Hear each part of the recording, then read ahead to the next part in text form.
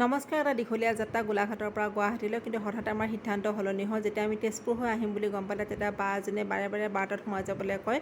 বাৰ মৰমক উপেক্ষা কৰিব নোৱাৰি আচলতে বাৰটাত সোমোৱাৰ সিদ্ধান্ত লওঁ। আৰু এতিয়া আমি আছোঁ তেজপুৰ ইউনিভাৰ্চিটিৰ ভিতৰত। তেজপুৰ ইউনিভাৰ্চিটিৰ এই সেউজীয়াবোৰে বাৰে বাৰে মোক হাত বাউলি দি মাতে। আপোনালোকে সকলোৱে জানে সেউজীয়া মোৰ কিমান প্ৰিয়, সেউজীয়া মই কিমান বেছি ভাল পাওঁ।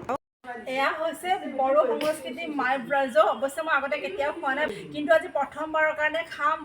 বাহঁতে নিজে বনাইছে এইটো আৰু কৈছে খুব ধুনীয়া হয়, গোন্ধটো বহুত ধুনীয়া হয় আৰু খাই পেলাই মই নিশ্চয় জনাম কেনেকুৱা লাগে। কোনো ধৰণৰ প্লেনিং নোহোৱাকৈ হঠাতে বাৰটাতে সোমোৱা হয়। হাতত সময় কম, কথা বেছি, তাৰ মাজত হাঁহিছোঁ, কথা পাতিছোঁ, বা এইটো দেখাইছে সিটো দেখাইছে। দুপৰীয়াৰ কাৰণে খোৱাৰ আয়োজনো কৰিছে। এয়া হৈছে কস্তুৰী বা, বহুত বেছি মৰমীয়াল হয়। যিয়ে এবাৰ লগ পাই কেতিয়াও পাহৰিব নোৱাৰে।